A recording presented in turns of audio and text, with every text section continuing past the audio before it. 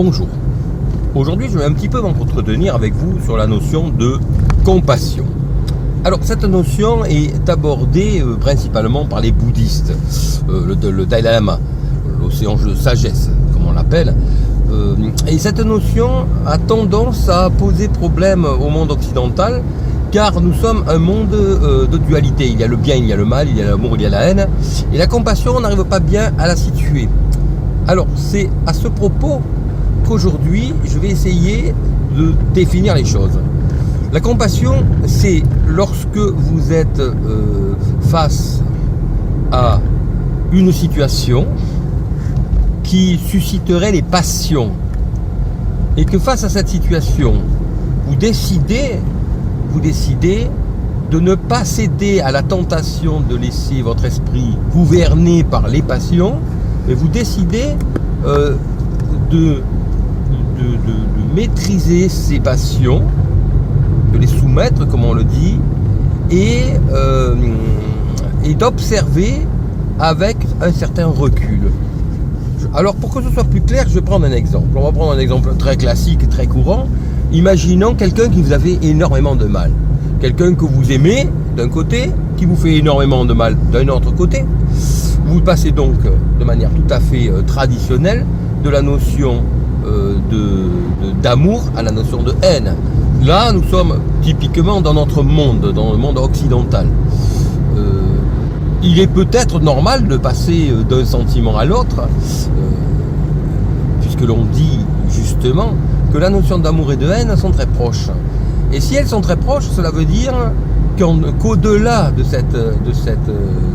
cette dualité, il y a autre chose.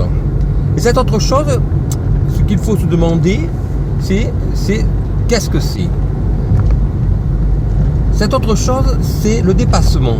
C'est le dépassement des sentiments, c'est le dépassement des passions. Et c'est là que l'on aboutit à la notion de compassion. Alors si on reprend notre exemple, quelqu'un qui vous a été cher et qui vous a fait énormément de mal. Si vous basculez de manière tout à fait logique et traditionnelle de l'amour à la haine, cette personne qui vous a fait du mal, réellement, vous en fait encore plus si elle arrive à vous rendre haineux, si elle arrive à créer en vous des sentiments négatifs. Là, elle vous fait encore plus de mal que ce qu'elle a pu vous faire. Et c'est en cela que la compassion est une notion intéressante, car le fait de refuser la haine vis-à-vis de quelqu'un qui vous fait du mal, c'est une manière de ne pas lui accorder le droit de susciter chez vous des sentiments négatifs, c'est-à-dire de vous faire encore plus de mal que ce qu'elle vous en a déjà fait. Alors comment arriver à la compassion ? En soi, ce n'est pas si difficile que cela. Il faut dépasser la notion de haine en se disant que la personne qui fait du mal, finalement, est seule responsable du mal qu'elle fait, mais que ce n'est pas pour autant que vous devez vous développer du négatif en vous. Et pour ne pas développer du négatif en soi, il faut rejeter le fait d'en vouloir à cette personne. Il faut simplement se dire, elle a fait du mal, elle fait du mal, certes, j'en suis victime, ou d'autres personnes en sont peut-être victimes, certes, mais ce n'est pas pour autant que je vais développer des idées négatives et des sentiments négatifs à son encontre, parce que dans ce cas-là, je serai véritablement affecté par le mal qu'elle fait, et véritablement, là, ce mal trouverait racine en moi. Et c'est là que la notion de compassion est intéressante. La notion de compassion permet de ne pas donner de terreau au négatif. Ça permet tout simplement de ne pas accorder d'eau à ce moulin-là et de passer à autre chose, de rester au-dessus, comme on dit, rester au-dessus de la mêlée en quelque sorte. Eh bien, c'est tout à fait ça.